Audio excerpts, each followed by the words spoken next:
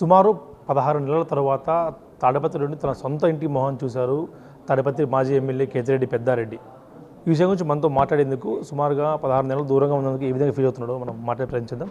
Sir, సుమారు 16 నెలలు దూరంగా ఉన్నారు, ఏం చెప్తారు సార్? సొంత ఇంటికి చేరుకున్నారు. నాకు సొంత ఇంటికి చేరుకునే దానికన్నా తాడిపత్రి కాన్ఫరెన్స్లో మా నాయకులకు కార్యకర్తలకు అందరికీ దగ్గరైన అనేది సంతోషంగా ఉంది. ఇలాంటి రోజు ఇంకా కొద్ది రోజులు పడుతుందేమో అనుకుంటాను, అది తొందరలోనే వచ్చింది. ఇక్కడ ప్రజాస్వామ్యం అనేది ఇంకా ఉంది అనేది నా నమ్మకము. అధికారులతో సహకరిస్తూ ఇక్కడ మా నాయకులతో అందరితో సహకరిస్తూ నేను ఇక్కడ గతంలో ఏ విధంగా కార్యక్రమాలు చేస్తున్నానో ఇప్పుడు కూడా ఏదన్నా కానీ మా పార్టీ ఆఫీస్ నుండి వచ్చే కార్యక్రమాలు కూడా పూర్తి చేస్తాను.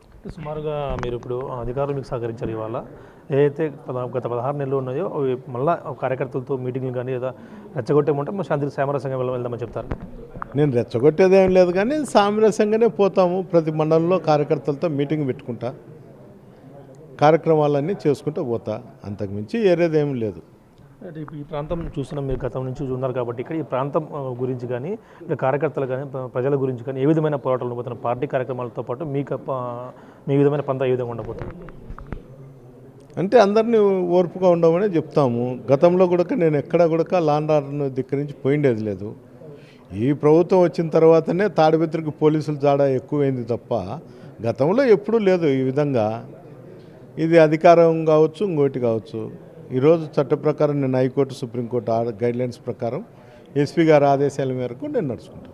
చూస్తున్నాగా సుమారుగా 16 నెలల తర్వాత ఇంటికి వచ్చిన దానికంటే సొంత కార్యకర్తలను లేదా ఇక్కడ అనుచరులను కలుసుకోవడం నాకు ఎంతో ఆనందం కలిగించింది. అదేవిధంగా ఫ్యూచర్లో పార్టీ కార్యక్రమాలు కానీ లేదా పోరాటాలు కూడా చేసేందుకు కూడా సిద్ధంగా ఉంటామంటూ కూడా పెద్దారెడ్డి స్పష్టంగా చెప్తున్నారు.